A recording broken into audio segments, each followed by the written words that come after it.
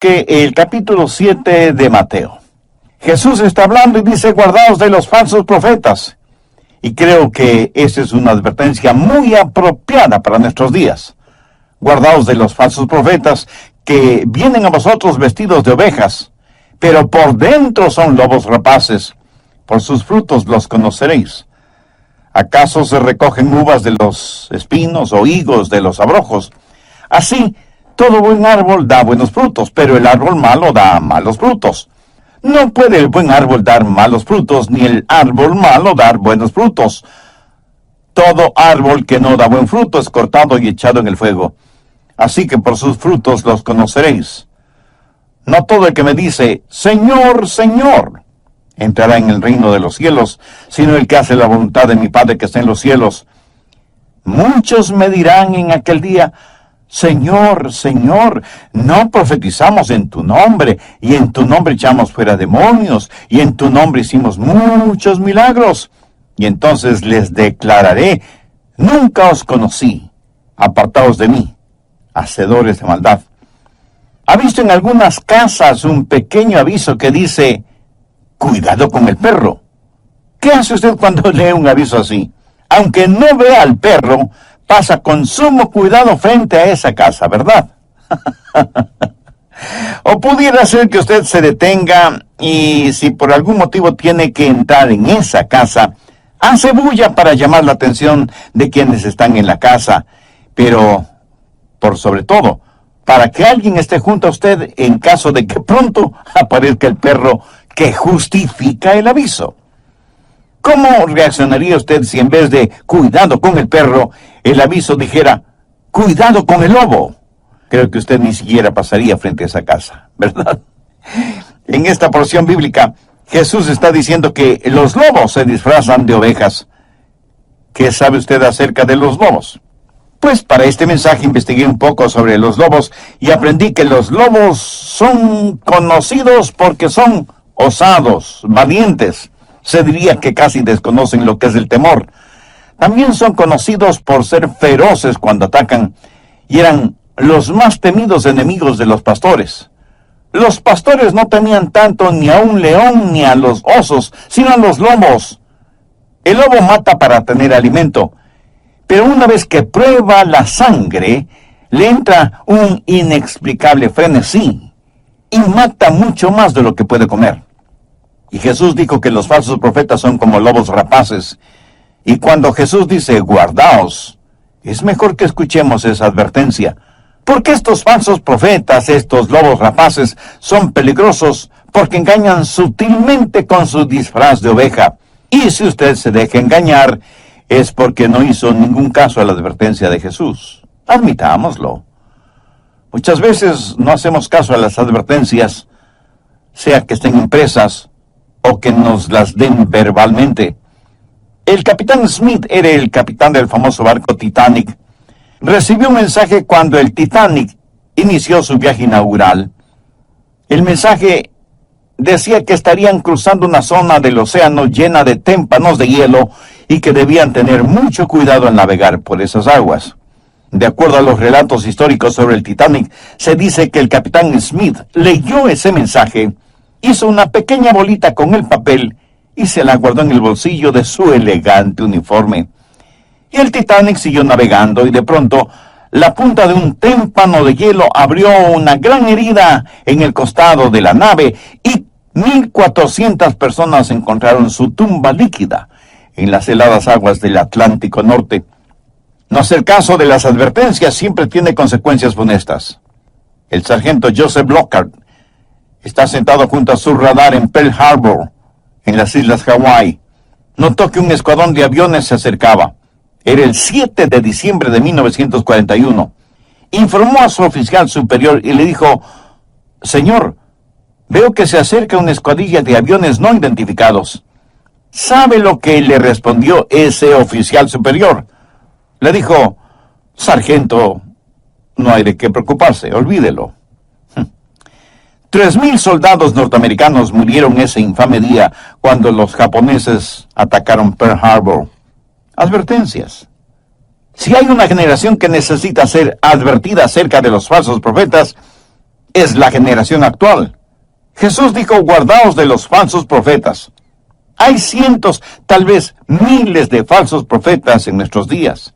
Los hay en todos los países, en todos los idiomas, en todas las religiones, especialmente en las religiones, todos manipulados y al servicio de Satanás. Recuerda algo muy importante. Satanás no está opuesto a la religión. A él le encanta la religión, pero se opone tenazmente al cristianismo bíblico. La religión es una de las principales herramientas de Satanás, y él viene contra la iglesia de dos maneras básicas: persecución o infiltración. Pero muchas veces la persecución no le da resultado. Muchas veces los hijos de Dios, cuando son perseguidos, se vuelven más fuertes, más firmes en el Señor.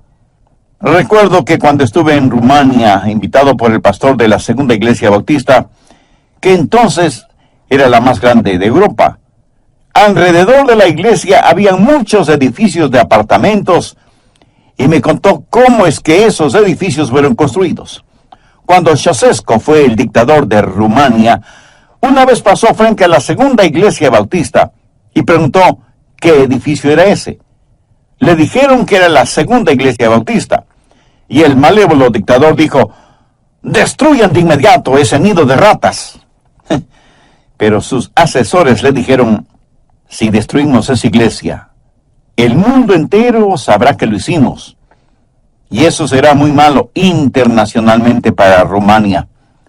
Ceausescu lo pensó un momento y dijo, está bien, entonces escondan esa iglesia.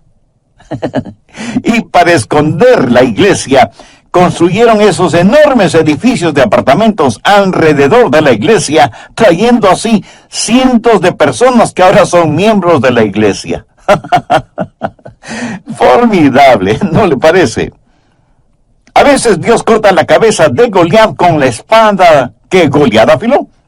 A veces el diablo viene contra la iglesia con persecución, pero cuando eso no le da resultado, entonces se infiltra en la iglesia.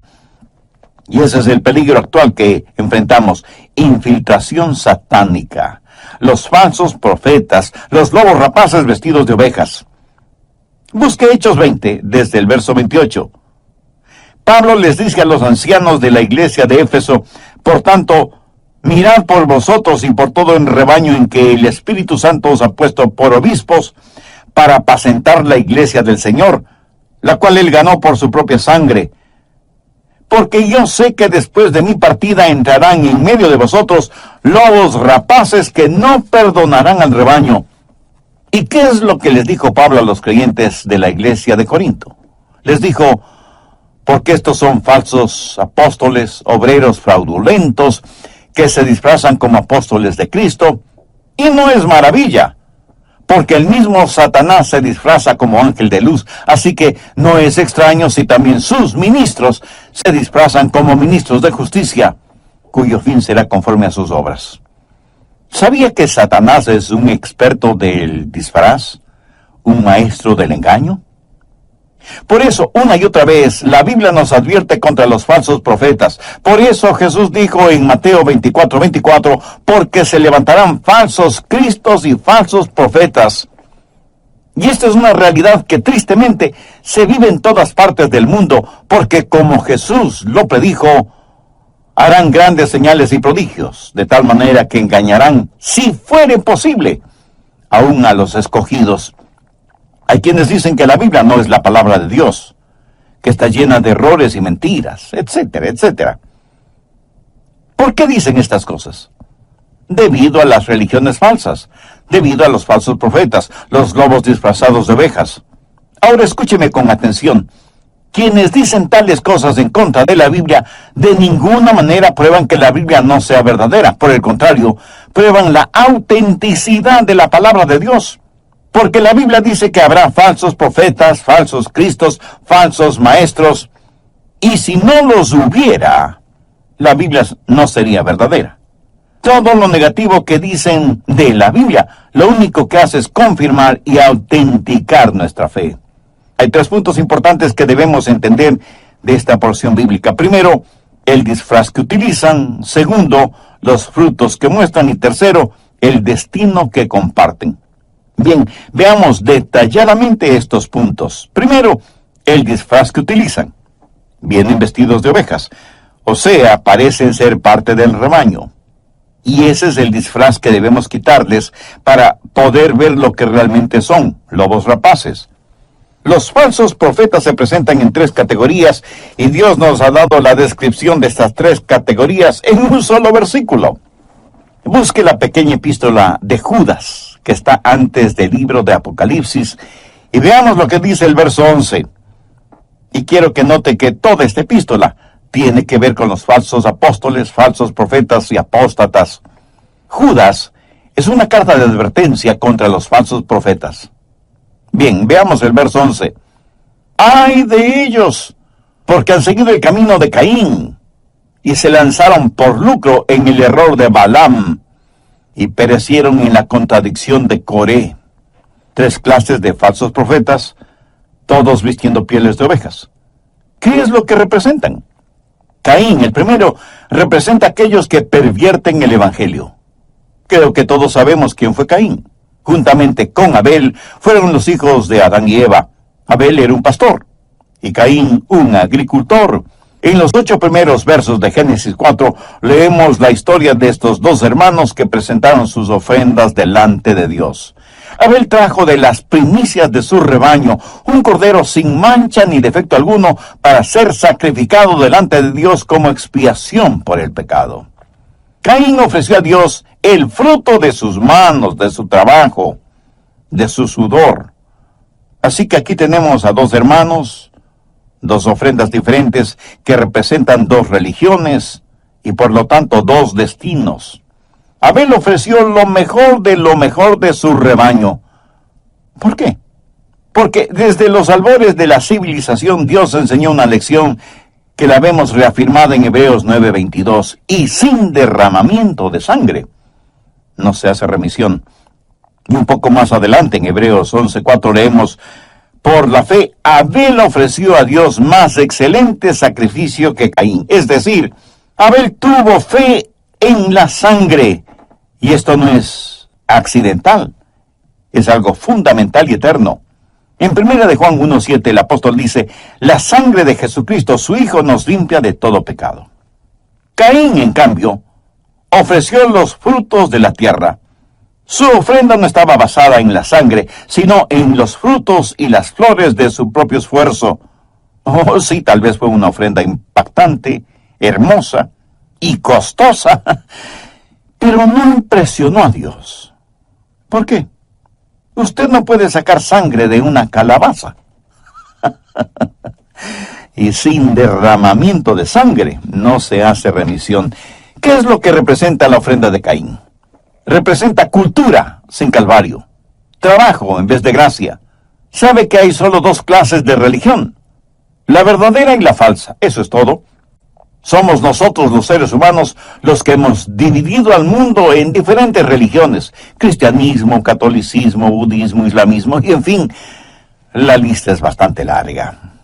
Y aún dentro de cada religión hay denominaciones: bautistas, metodistas, presbiterianos, episcopales, etcétera, etcétera. Y nos hemos olvidado que hay solo 2 clases de religión: el camino de Caín o el camino de la cruz. El camino de la cruz termina en el cielo, el camino de Caín termina en el infierno. Y en la actualidad, las personas van a sus respectivas iglesias y cantan, y desde el púlpito oyen conferencias sobre los males sociales que nos aquejan y posibles soluciones humanas. Pero es muy raro escuchar una predicación sobre la salvación por medio de la sangre expiatoria de Cristo. Pero quien quiera que predique otro evangelio está siguiendo el camino de Caín, sin que importe cuán apetitosos frutos o hermosas flores presente. Siguen el camino de Caín todos aquellos que pervierten el evangelio. El segundo que Judas menciona es Balaam.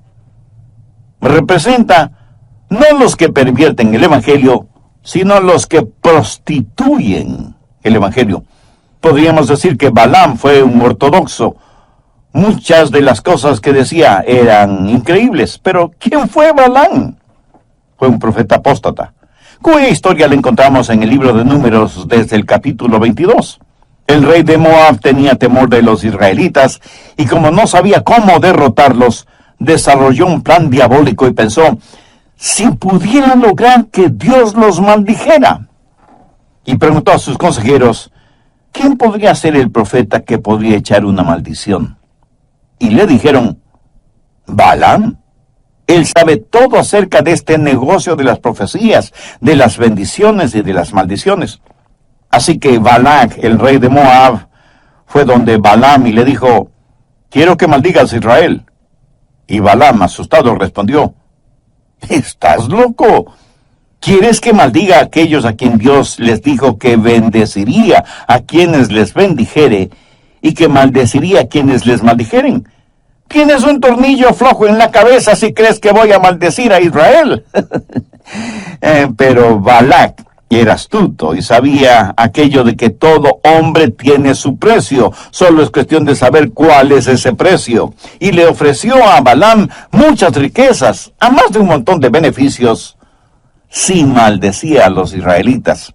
El anzuelo de la tentación fue atractivamente presentado y Balaam se puso a pensar cómo podría seguir sirviendo como profeta de Dios, pero al mismo tiempo no desperdiciar la oportunidad de volverse realmente rico, haciendo lo que Balac le pedía.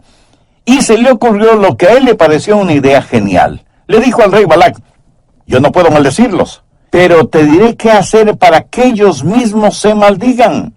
Si logras que ellos pequen, ni tú ni yo tendremos que maldecirles, porque Dios mismo les maldecirá. Bueno, este es un punto interesante para detenerme en este estudio bíblico, que lo concluiré en el próximo programa. Ahora, quiero extender una cordial invitación a quienes todavía no han recibido a Cristo en su corazón, y seguramente se preguntan cómo podrían hacerlo. Primero, reconozca que es pecador y que necesita ser salvado. Maldillanon, el doctor Adrian Rogers presenta la segunda parte de su mensaje, Guardaos de los lobos. El programa anterior terminé diciendo algo sobre Balaam, falso profeta de Dios, que aconsejó al rey Moab qué hacer para que los israelitas fueran maldecidos por Dios.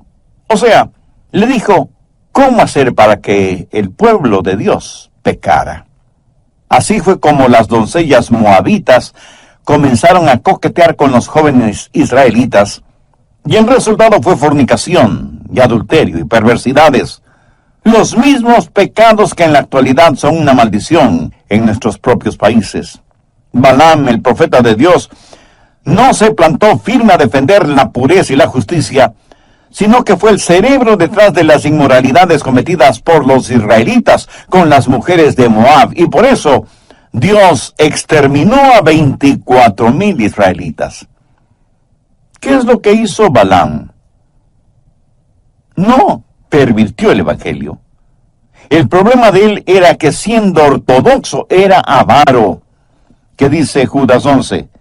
Se lanzaron por lucro en el error de Balaam. Escúcheme, no hay suficientes diablos en el infierno o fuera del infierno que puedan maldecir a un genuino creyente. Pero nosotros podemos maldecirnos nosotros mismos si, diciéndonos hijas o hijos de Dios, vivimos vidas impuras, inmorales e injustas. La razón por la que muchos predicadores y maestros están modernizando el mensaje del Evangelio es por ganancia personal. Esa ganancia no siempre es únicamente financiera. Algunas veces es porque buscan prestigio, o popularidad, o poder, o todas estas cosas a la misma vez. Anota el margen 2 de Pedro 2:1. Pero hubo también falsos profetas entre el pueblo, como habrá entre vosotros falsos maestros, que introducirán encubiertamente herejías destructoras, y aún negarán al Señor que los rescató, atrayendo sobre sí mismos destrucción repentina. Y muchos seguirán sus disoluciones, por causa de los cuales el camino de la verdad será blasfemado. Pero por favor, note cuidadosamente lo que dice el verso 3.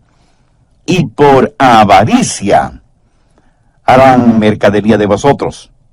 Codicia. Eso es lo que sucedió con Balaam, profeta ortodoxo pero falso. están en la obra de Dios para ver cómo pueden aprovecharse en forma personal de ella.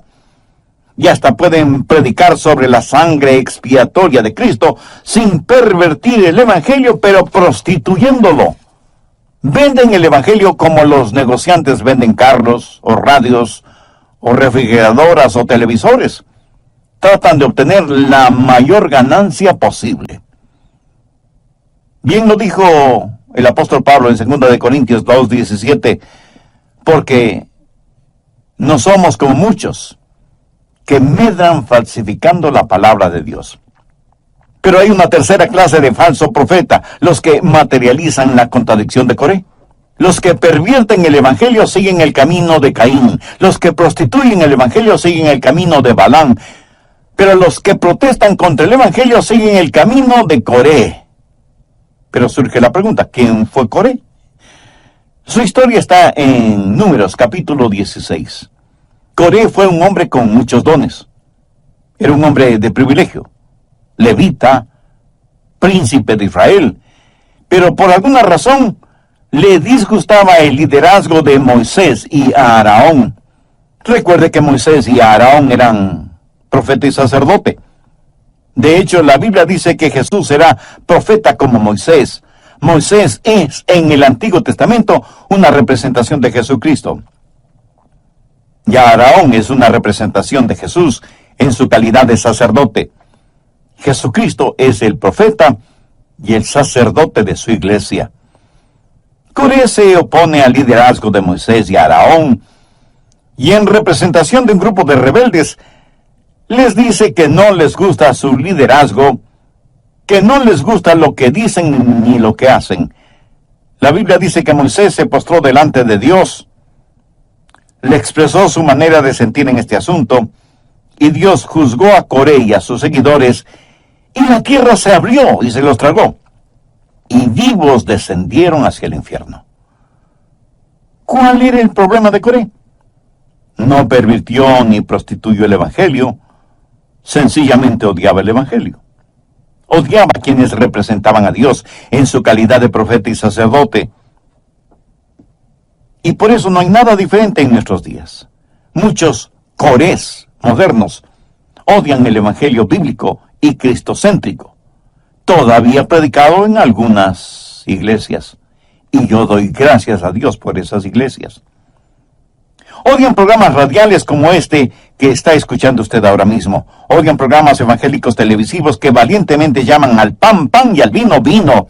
O sea, que denuncian el pecado como lo que es pecado. Y no tratan de negarlo bajo el ropaje de la moral individual o de lo que es políticamente correcto hablar. El otro día estuve hablando con un psicólogo y me dijo que él antes escuchaba mis mensajes y que me odiaba. Porque yo con mis mensajes era un hombre peligroso. Y yo di gracias a Dios por predicar el Evangelio, y que por predicar el Evangelio alguien me considere peligroso. De paso le diré que ese psicólogo ahora es mi hermano en la fe. Bendito sea Dios. Sí, somos peligrosos porque servimos a un rey diferente, proclamamos un reinado diferente y vivimos un estilo de vida diferente. Pero ¿quiénes son los que nos odian? Los lobos rapaces disfrazados de ovejas. Así todo buen árbol da buenos frutos, pero el árbol malo da frutos malos. No puede el buen árbol dar malos frutos, ni el árbol malo dar buenos frutos. Todo árbol que no da buen fruto es cortado y echado en el fuego. Así que por sus frutos los conoceréis. Dios está diciendo aquí que el diablo no puede continuar cubriendo el engaño porque el fruto es visible. Ahora permítame decirle algo acerca del fruto. Primero, es la raíz la que determina el fruto. Eso dice Jesús. Usted no cosecha uvas de los espinos, ni higos de los abrojos.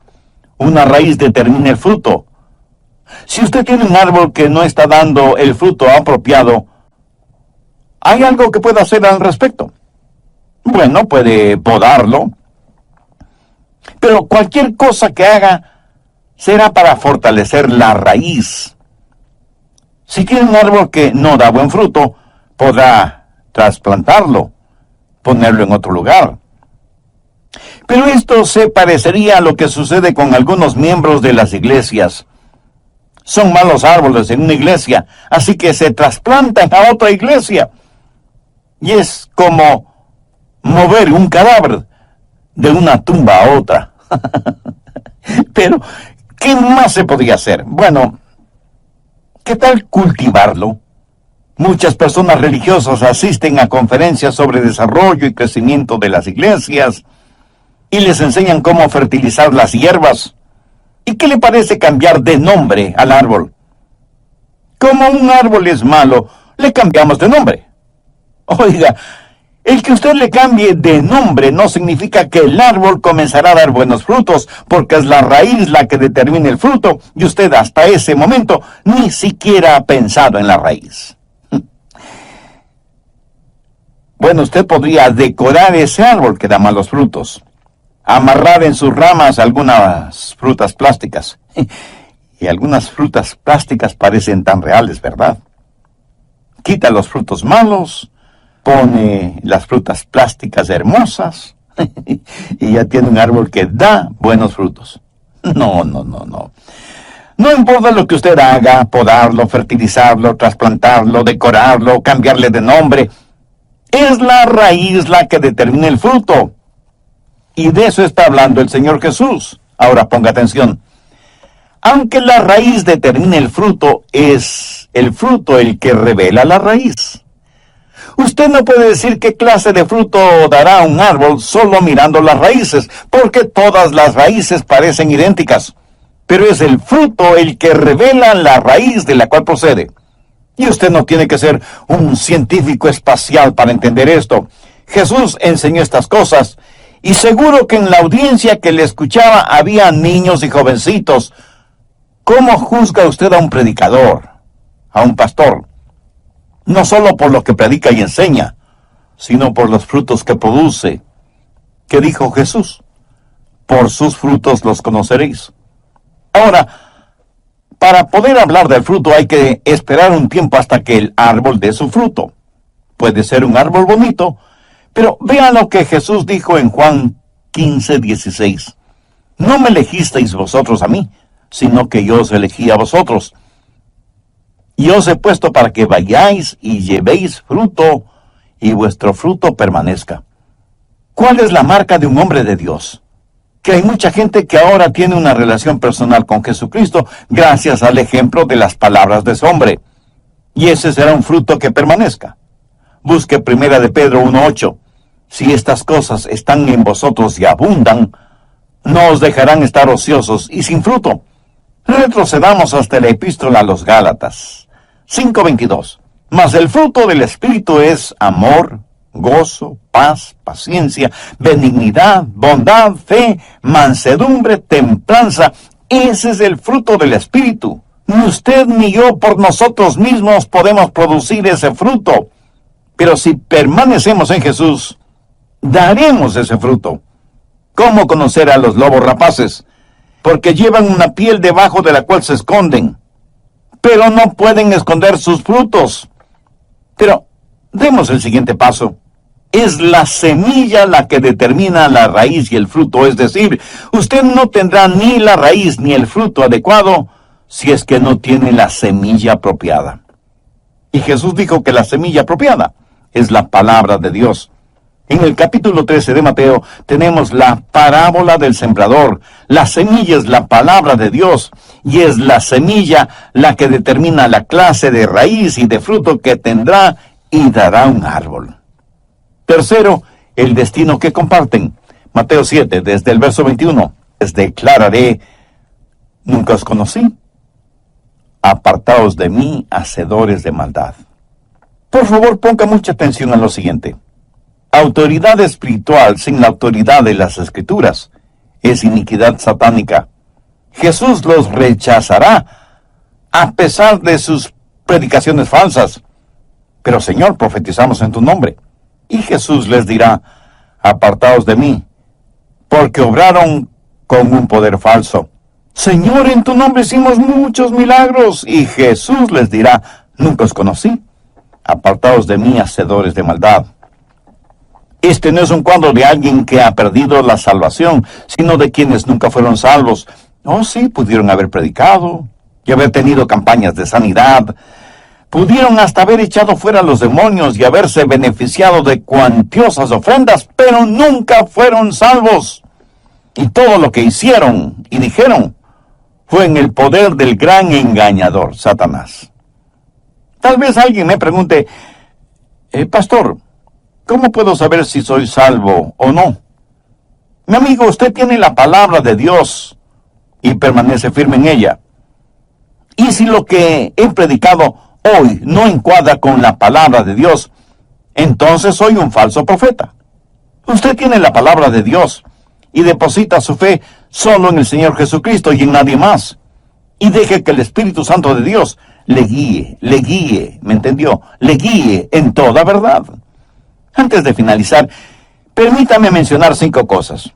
Primero, estudie, afírmese en la fe. Si no lo hace así, podrá ser arrastrado por cualquier culto falso, por cualquier viento de doctrina.